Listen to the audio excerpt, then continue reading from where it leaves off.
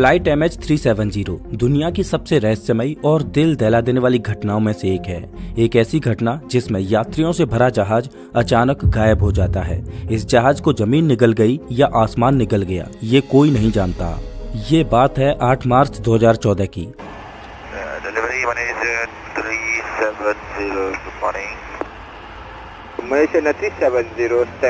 Malaysian airline की एक flight MH370 रात के 12:42 पर कोलालमपुर से उड़ान भरती है और अगले 5.5 घंटों में इस फ्लाइट को बीजिंग पहुंचना है। ये फ्लाइट इस रूट पर आमतौर पर चलती रहती थी।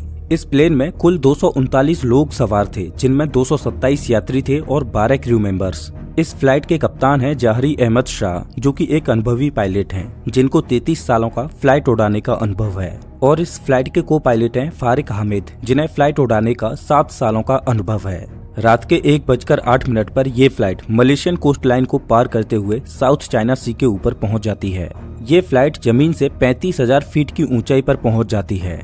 ये फ्लाइट अभी भी कोलालमपुर के ATC के संपर्क में है। सब कुछ नॉर्मल चल रहा है और रात के 1:19 पर यह फ्लाइट वियतनाम के एयर स्पेस में प्रवेश करती है और ये फ्लाइट वियतनाम के हो ची मिन ATC के संपर्क में आ जाती है।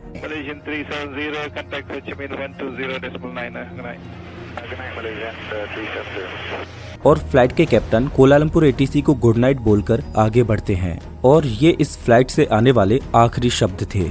वियतनाम एयर स्पेस में पहुंचने के करीब 2 मिनट बाद ये फ्लाइट कोलालमपुर ATC की रडार से गायब हो जाती है।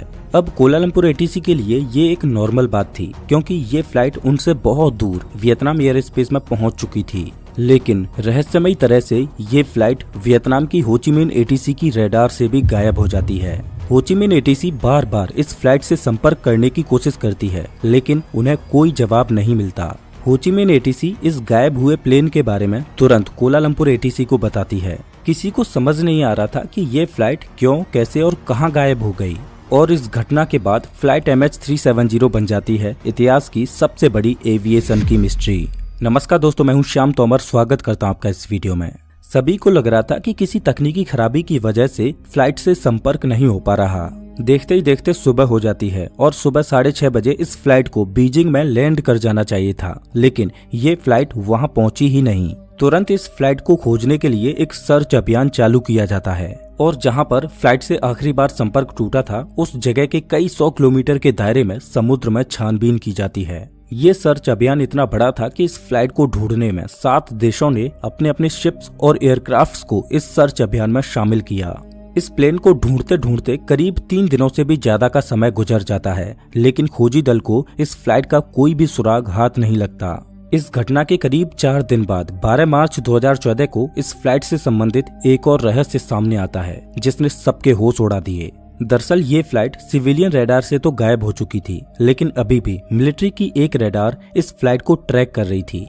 इस फ्लाइट के बारे में मिलिट्री की रडार से मिले डेटा ने सबको चौंका दिया। दरअसल मिलिट्री रडार के डेटा के अनुसार जब ये फ्लाइट वियतनाम एयर स्पेस में पहुंची और सिविलियन रडार से गायब हुई, उसके बाद इस फ्लाइट ने राइट टर्न लिया और उसके बाद यू टर्न लेकर वापस मलेशिया की ओर उड़ने लगी।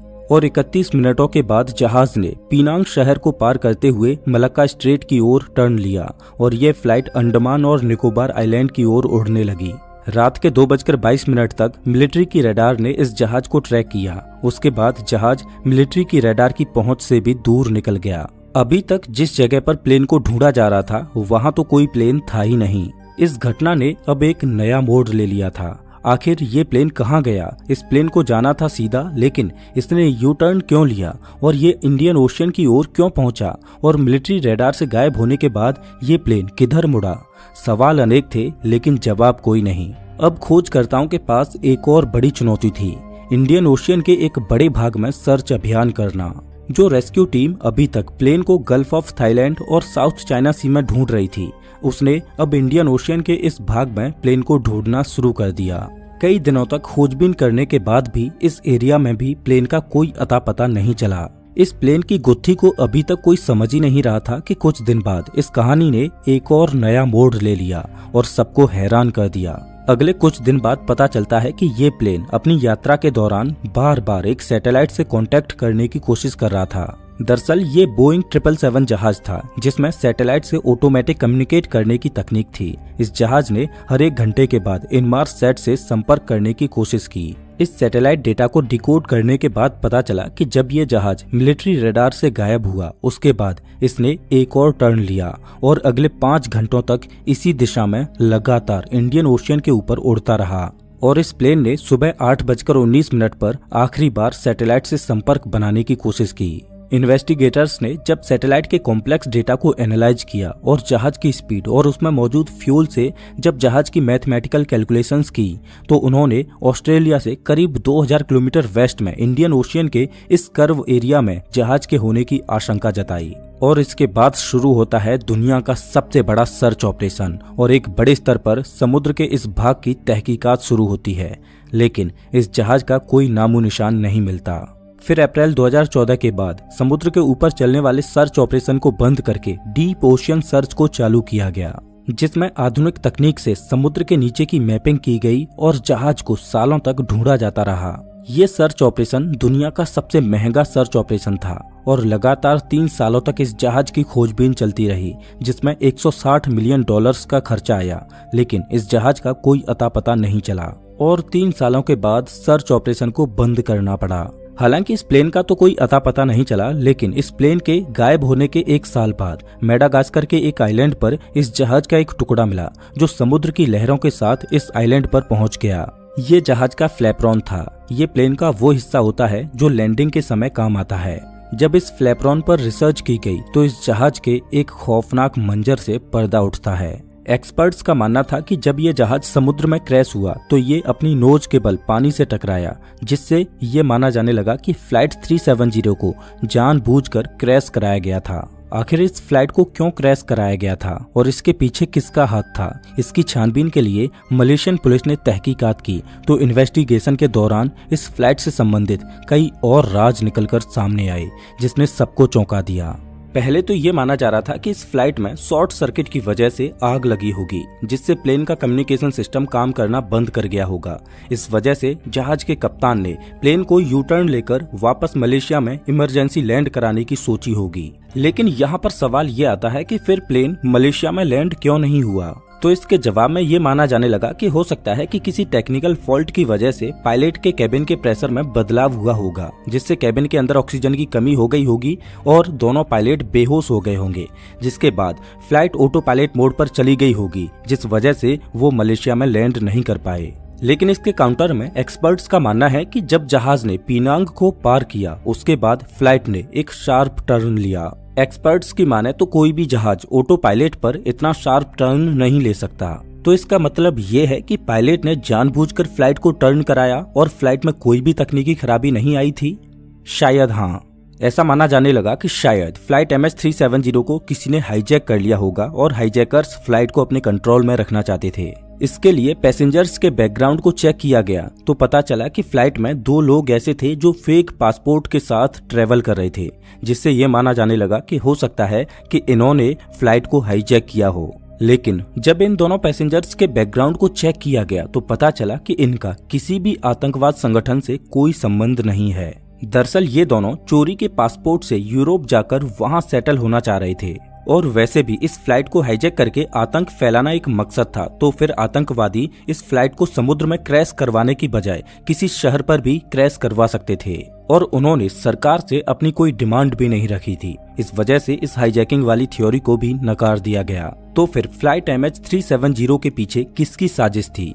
इसके लिए मलेशियन पुलिस ने दोनों पायलट्स के बारे में तहकीकात की तो फ्लाइट के कैप्टन जहरी अहमद शाह के घर पर एक फ्लाइट सिमुलेटर मिला। दरअसल फ्लाइट सिमुलेटर एक ऐसी मशीन होती है जिसकी मदद से पायलट्स एक रियल प्लेन को उड़ाने का अनुभव करते हैं। किसी पायलट के घर पर फ्लाइट सिमुलेटर मिलना कोई बड़ी बात नहीं है, लेकिन बड़ी बात ये थी कि उस फ्लाइट सिमुलेटर में जो पाथ ड्रॉ किया गया था और उसमें जो कोऑर्डिनेट्स डाले गए थे वो इत्तेफाक से फ्लाइट MH370 के रूट से लगभग मेल खा रहे थे। ऐसा लग रहा था कि जिस रूट से MH370 फ्लाइट गुजरी थी उस रूट पर फ्लाइट उड़ाने की प्रैक्टिस कैप्टन जहरी अहमद शाह अपने फ्लाइट सिमुलेटर में कर रहे थे। इस वाकया ने जहाज के कप्तान को सीधा कटघरे में खड़ा कर दिया। अब सवाल ये आता है कि क्या वास्तव में जहाज का कप्तान ही वो शख्स था जिसने फ्लाइट MH370 को गायब करने का षड्यंत्र रचा था? तो इसके लिए इस पूरी घटना को एक बार फिर से गौर से देखना होगा कि कैसे इस फ्लाइट को गायब किया गया होगा। दरअसल कुछ ऐसा हुआ होगा कि प्लेन के टेक ऑफ करने के 42 मिनट्स बाद जब प्लेन वियतनाम एयर स्पेस में प्रवेश किया होगा, तब मलेशियन ATC ने प्लेन को वियतनाम ATC को हैंडओवर कर दिया। लेकिन वियतनाम ATC बार बार कोशिश करने के बाद भी प्लेन के साथ संपर्क नहीं बना पाती। ऐसा तभी हो सकता है जब प्लेन का ट्रांसपॉन्डर या तो खराब हो गया हो या उसको जानबूझकर बंद कर दिया हो। दरअसल ट्रांसपॉन्डर एक ऐसी डिवाइस होती है जिसके द्वारा प्लेन ग्राउंड पर मौजूद ATC से संपर्क बना पाता है और अपनी एक्चुअल लोकेशन के बारे में ATC को बताता रहता है। चलो ट्रांसपॉन्डर बंद हुआ ये अलग बात थी, लेकिन MH370 एक आधुनिक जहाज था जिसमें ATC से संपर्क बनाने के लिए 4 से भी ज्यादा तरीके थे और सारे कम्युनिकेशन डिवाइसेज एक साथ खराब हो जाएं, ऐसा एविएशन के इतिहास में कभी नहीं हुआ। मतलब साफ था कि सभी कम्युनिकेशन डिवाइसेज को जानबूझकर बंद किया गया था। अगर प्लेन में कोई तकनीकी खराबी होती तो प्लेन यू टर्न लेने के बाद लैंड क्यों नहीं किया? पायलट ने प्लेन को थाईलैंड और मलेशिया के बॉर्डर से गुजारा, जो कि एक इत्तेफाक नहीं था, जिससे थाईलैंड की ATC को ये लगे कि प्लेन मलेशियन ATC के संपर्क में है और मलेशियन ATC को ये लगे कि प्लेन थाईलैंड ATC के संपर्क में है। इस रूट से जाने का मतलब साफ था कि पायलट नहीं चाहता था कि प्लेन की लोकेशन को कोई ट्रैक कर पाए। प्लेन छुपते छुपाते मलाका स्ट्रेट में पहुंचकर एक और टर्न लेता है, जो ये दर्शाता है कि इतनी एक्यूरेसी से प्लेन को केवल एक अनुभवी पायलट ही उड़ा सकता है, वो भी बिना ATC की सहायता लिए। अब आपके मन में एक सवाल आ सकता है कि प्लेन में 2 पायलट थे, तो क्या दूसरे पायलट ने जहाज के कप्तान को ऐसा करने के लिए रोका नहीं होगा? तो इसका जवाब ये है कि जब प्लेन टेक ऑफ करता है तो दोनों पायलट प्लेन के हाई एल्टीट्यूड तक पहुंचने में बिजी रहते हैं। उसके बाद प्लेन क्रूज मोड में पहुंच जाता है। उसके बाद पायलट को कुछ खाली वक्त मिल जाता है। इस खाली वक्त में को पायलट कॉकपिट के बाहर चाय या कॉफी पीने के लिए गया होगा। इतने में कैप्टन ने कॉकपिट के डोर को बंद कर दिया होगा और कॉकपिट का डोर इतना सिक्योर होता है कि उसे केवल अंदर से ही खोला जा सकता है। कॉकपिट में प्लेन के अंदर ऑक्सीजन को कम या ज्यादा करने का ऑप्शन होता है। अगर कैप्टन ने प्लेन के अंदर ऑक्सीजन के फ्लो को कम कर दिया होगा तो इससे यात्रियों का दम घुटने लगा होगा, जिससे वो अपनी कॉन्शियसनेस खोने लगे होंगे। पायलट प्लेन को छुपते छुपाते समुद्र के वीरान हिस्से में ले गया, जहां पर वो प्लेन को क्रैश करा सकता था। हालांकि प्लेन को पानी में लैंड कराया जा सकता है और ऐसा इतिहास में कई बार किया जा सका है, लेकिन इसके लिए प्लेन को हॉरिजॉन्टली लैंड कराना होगा। लेकिन MH370 को वर्टिकली नोज के बल पानी में क्रैश कराया गया था, जो पायलट को इस घटना में शक के दायरे में खड़ा कर देता है। हालांकि ये महज एक थ्योरी है कि प्लेन को जहाज के कप्तान ने ही क्रैश कराया होगा, क्योंकि इस प्लेन के साथ होने वाले इंसिडेंट्स कैप्टन जौहरी अहमद शाह की ओर ही इशारा करते हैं। लेकिन सच क्या है, ये अभी भी एक रहस्य है। हालांकि कुछ लोग ये मानते हैं कि जौहरी अहमद शाह कुछ दिनों से अपने घरेलू मतभेदों की वजह से डिप्रेशन में चल रहे थे। इस वजह से उन्होंने सुसाइड करने के लिए पूरे प्लेन को ही क्रैश करवा दिया।